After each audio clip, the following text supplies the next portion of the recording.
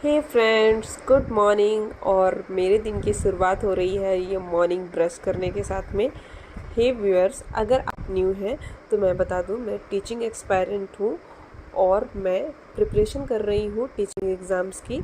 अभी रिसेंट में मैंने KVS का एग्ज़ाम दिया हुआ है और मैं ऑलरेडी टीचिंग फील्ड में हूँ, स्कूल में टीचिंग करती हूँ। और अभी मैं स्कूल जाने की मेरी प्रिपरेशन हो रही है, तो मैं यहाँ अपने टिफ़िन रेडी कर रही हूँ। मेरे स्कूल का टाइमिंग है 9 o'clock, बट हमारी बस आती है, मैं यहाँ पुणे से हूँ, तो पुणे में मेरे स्कूल की बस आती है। 8 o'clock हमें निकलना होता है और 8:45 तक हम लोग पहुँच जाते हैं। तो मेरा बहुत ही बिजी शेड्यूल रहता है मॉर्निंग टू इवनिंग। स्कूल से मैं 4:30 पे आती हूँ, रूम पे पहुँचती हूँ और उसके बाद 5 o'clock से मेरी coaching classes, tuition classes start हो जाती है। मैं पढ़ाती भी हूँ स्टूडेंट्स को, होम ट्यूशन भी देती हूँ। तो उसके बाद तो मेरे ट्यूशन क्लासेस भी रहती है, तो मैं मॉर्निंग टू 8 o'clock तक कंटिन्यू बिज़ी रहती हूँ। तो उसके बाद भी मैं अपने लिए सेल्फ प्रिपरेशन कर रही हूँ टीचिंग एग्ज़ाम के लिए, थोड़ा बहुत टाइम निकाल लेती हूँ। तो इस टाइम पे मैं DSSB के लिए भी प्रिपरेशन कर रही हूँ, तो उसकी एक नई जंग स्टार्ट हो रही है और उसी की तैयारी करने वाली हूँ। और यहाँ मेरे टिफ़िन के लिए बन रहा था चोखा और चपाती। तो चोखा और चपाती की पूरी तैयारियां हो चुकी थी और उसको तैयार करने की, और मेरा गला भी बहुत ख़राब था क्योंकि पुणे का वेदर, तो यहाँ काढ़ा बन रहा था। पुणे का वेदर तो रहता ही है थोड़ा ठंडा वाला। और इसी के साथ में इवनिंग में मैं स्कूल से आने के बाद ये पानी पूरी खाई थी और डिनर के बाद हम इवनिंग वॉक में निकल गए थे। हे फ्रेंड्स, तो हम लोग यहाँ पे आए हैं घूमने के लिए। बहुत अच्छा यहाँ ठंडा ठंडा मौसम हो गया है, बिकॉज 2 डेज से यहाँ पुणे में थोड़ा हल्की बारिश हो रही है, तो इस वजह से यहाँ ठंडा मौसम हो गया और हवा भी बहुत तेज़ चल रही है और सोसाइटी का व्यू तो है ही है बहुत अच्छा। तो इवनिंग में हम लोग डिनर के बाद में यहाँ टहलने के लिए आते हैं, तो मैं यहाँ टहलने के लिए आ चुकी हूँ। ये देखिए मेरे सोसाइटी का व्यू।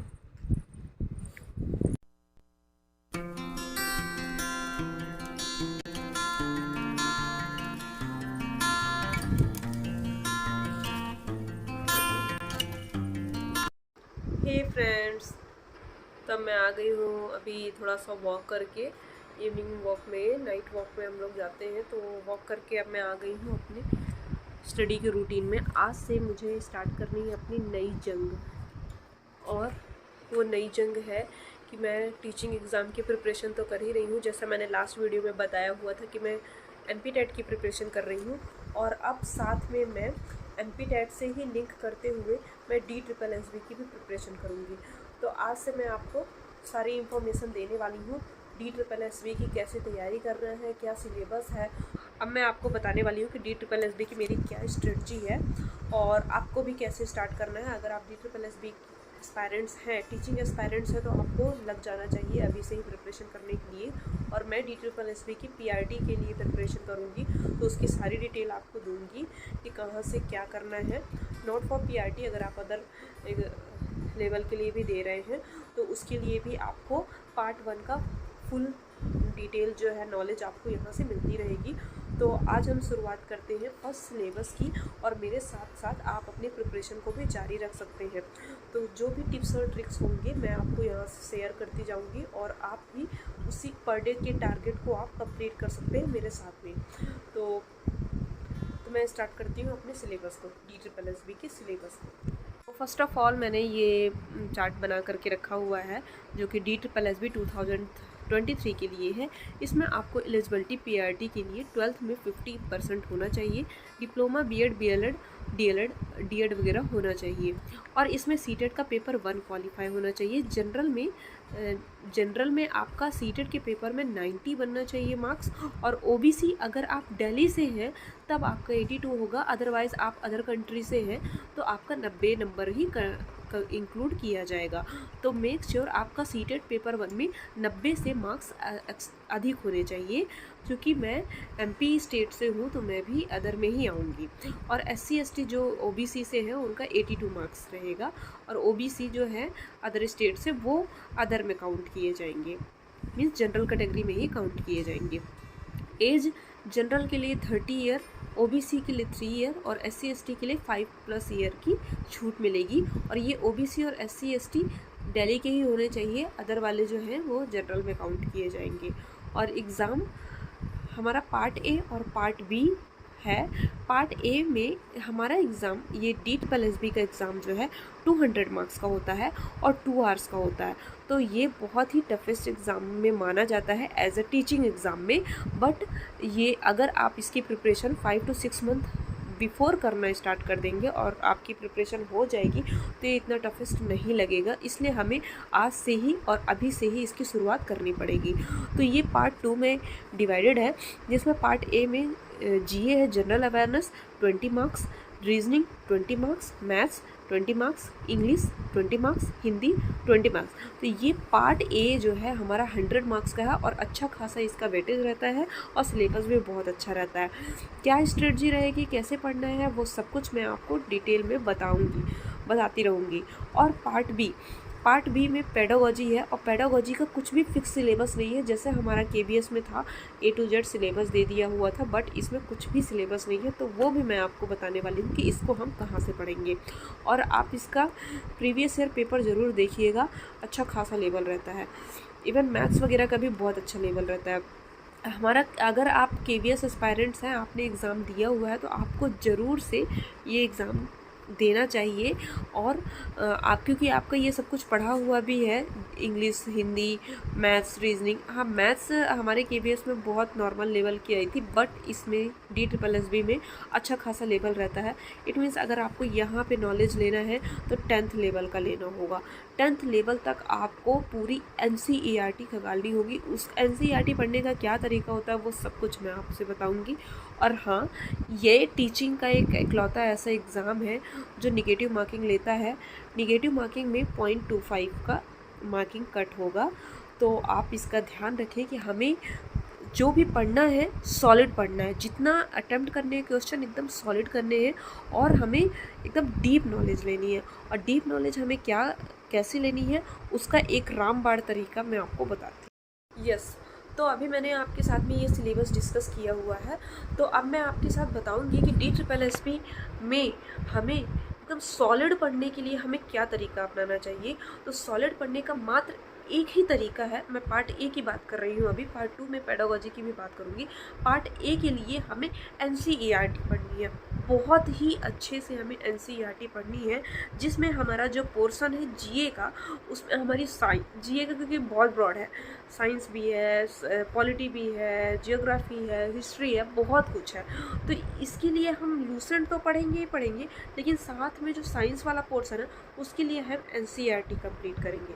तो NCERT हमें अपना बेस हम ऑलरेडी पढ़ चुके हैं CTET में, और यहाँ पे उसे हमें कंटिन्यू करना है क्लास 10th तक की। क्लास 10th तक की सभी चैप्टर्स को हमें खगाल लेना है, जिसमें से आपका जो वीकेस्ट पॉइंट लगता है उसे सबसे पहले कंप्लीट करना है। मैंने ये तो पेडागोजी के लिए आपको KBS में भी मैंने कहा था कि NIOS बहुत ही इम्पॉर्टेंट है। और खैर हमारा KBS में तो पेडागोजी बहुत अच्छी आई हुई थी, सिलेबस भी हमारे पास मेंशन था, इसलिए हम उसी दायरे पर थे। बट इसमें हमें सिलेबस भी मेंशन नहीं है, तो हमें DLED और NIOS की बुक से करना पड़ेगा। NIOS में आपको सब कुछ मिल जाएगा, DLED का ही सिलेबस है, NIOS की बुक से ही हमें कंप्लीट करना होगा। NIOS की बुक अगर आपको कहीं से मिल जाती है तो वेल एंड गुड, अगर नहीं मिलती है तो ऑनलाइन सब कुछ प्रोवाइड है। मैं उसका, अगर आप कमेंट करेंगे तो मैं डिटेल में आपको प्रोसेस बता दूंगी कि NIOS की आपको PDF कहाँ से मिलेगी। और NCERT के लिए मैंने NCERT के लिए मैं ऐप से पढ़ती हूँ, और मैं ऑलरेडी स्कूल में टीचिंग फील्ड पे हूँ, तो मुझे सारी बुक्स अवेलेबल हो जाती है। और मैं यहाँ भी ट्यूशन वाले स्टूडेंट्स को भी पढ़ाती हूँ, बट उसके बाद भी, बुक्स होने के बाद भी मैं नोट्स बनाना प्रेफर करती हूँ। मैं नोट्स बना रही हूँ, और मैंने अभी शुरुआत केमिस्ट्री सब्जेक्ट से की हुई है, बिकॉज साइंस में फिजिक्स, मैथ्स और केमिस्ट्री पोर्शन होता है, और केमिस्ट्री मेरा 12th से छूटा हुआ है, तो केमिस्ट्री में मुझे ज़्यादा मेहनत की ज़रूरत है। तो मैंने केमिस्ट्री स्टार्ट किया हुआ है, जिसमें मैंने केमिस्ट्री का क्लास 9th और 10th कंप्लीट कर लिया है, और मेरा ऑलमोस्ट हाफ नोट्स भी प्रिपेयर हो गई है, तो मैं वो भी आपके साथ में शेयर करूँगी। जो कि मैं अपने एग्ज़ाम को एमपीटेट से लिंक कर रही हूँ, तो मेरे एमपीटेट में फिजिक्स और केमिस्ट्री बहुत ब्रॉड आने वाली है और मैथ्स आने वाला है। मैंने मैथ सब्जेक्ट्स डाला हुआ है, तो जिसमें मैंने केमिस्ट्री का पोर्शन कंप्लीट कर लिया है। केमिस्ट्री में मैंने मैटर एडवांटेज, पदार्थ के पृथक्कीकरण की विधियाँ, सेपरेशन ऑफ द मटेरियल्स, धातु अधातु, अणु परमाणु, तत्व, यौगिक मिश्रण, रासायनिक संकेत, सूत्र एवं समीकरण, अम्ल, क्षार, लवण और उनके गुण, ये वाले पोर्शन जो है आपको क्लास 10th में मिलेंगे केमिस्ट्री में, और क्लास 9th में मिलेंगे, 9th और 10th में। तो ये सब कुछ मैंने कंप्लीट किया है और मैं अभी आपके साथ में नोट्स भी शेयर करूँगी। और अब रही बात फिजिक्स के पोर्शन की, तो फिजिक्स में मुझे अब कंप्लीट करना है बल, गति एवं दाब, कार्य, ऊर्जा और मशीन, ताप एवं उष्मा और मापन, समय, ताप, लंबाई, क्षेत्रफल, आयतन, द्रव्यमान का मापन और ब्रह्मांड, जिसमें मैंने बल, गति और दाब जो है कंप्लीट किया हुआ है, लेकिन फिर भी मैंने उसका शॉर्ट नोट्स नहीं बनाया हुआ है। तो मैं नोट्स बनाने के बाद ही अपने नॉलेज को पूरा क्लियर करूँगी और मैं उस टॉपिक को solid समझूंगी।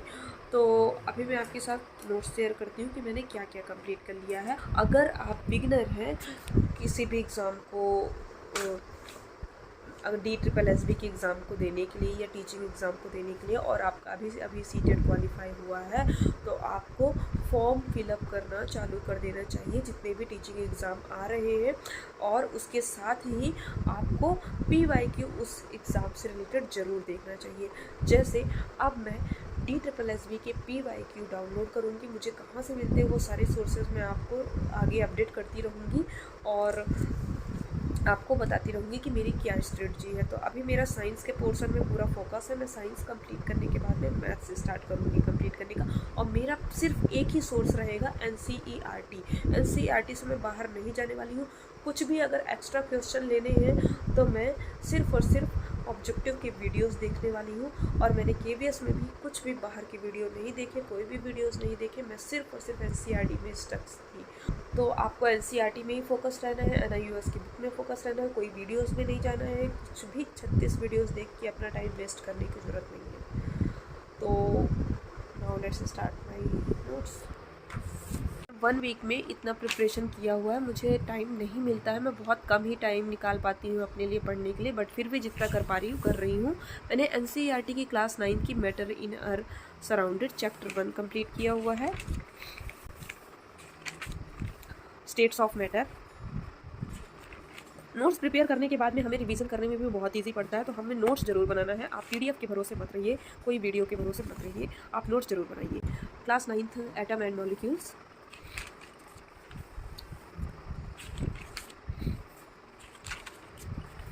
molecules of a compound, name symbol of some ions. Class 9th is matter around us pure,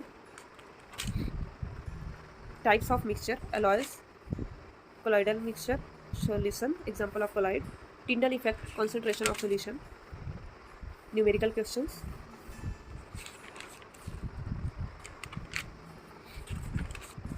6th standard separation of substance,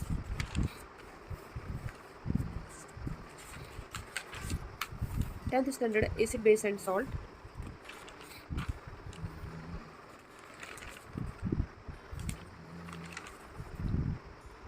तो इस तरह से मैंने अपने केमिस्ट्री के पोर्शन को कंप्लीट कर लिया हुआ है। अब मेरा डेली इसमें रिवीजन का पोर्शन रहेगा, और अब मैं फिजिक्स कंप्लीट करूँगी और उसके नोट्स बनाऊँगी और आपके साथ भी शेयर करती रहूँगी। और क्या आपको इस एग्ज़ाम से रिलेटेड कोई डाउट है, अगर MPTET वाले स्टूडेंट्स भी हैं तो आप मुझसे जुड़ सकते हैं।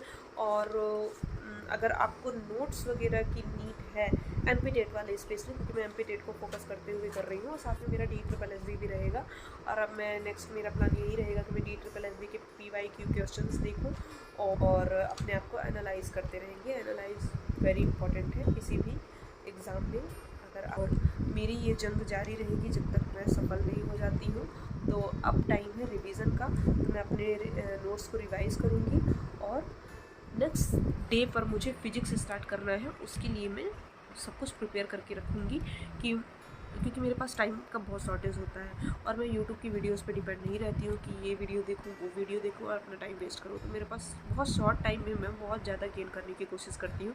तो उससे सबसे बेटर तरीका यही है कि यूट्यूब से थोड़ा दूर ही रहिए और जहाँ आपको नॉलेज मिल रही है सिर्फ वहीं पर स्टक रहिए और NCERT पे फोकस रहिए। तो NCERT से रिलेटेड ज़रूर मैं यूट्यूब देखती हूँ और उससे नोट्स प्रिपेयर करती हूँ और रिवीजन करती हूँ। Sodium hydroxide, bleaching powder, bleaching powder, sodium hydroxide, Anil bleaching powder, CO, CO2, baking soda, Anil CO2, baking soda, Anil CO3, chemistry, plaster of Paris, pH in everyday life. Our body work well within a pH range 7 to 7.2. When most of the plants grow best when the pH of the soil is close to 7. If the soil is too acidic or too basic, the plants grow badly or do not grow at all. pH in our digestive system.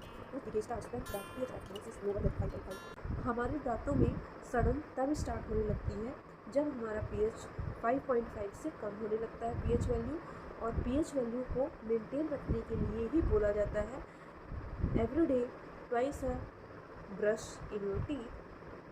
तो हमारे toothpaste में ऐसा chemical होता है जो उसके pH level को balance करके रखता है। जो हमारे टूथपेस्ट में एसिड प्रेजेंट होता है जो हमारे दांतों को सड़ने से प्रोटेक्ट करता है। So that's it for today's guys. Till then, keep learning, keep motivated. Don't forget to like, share and subscribe my channel. और कोई भी डाउट हो कमेंट below. Bye bye.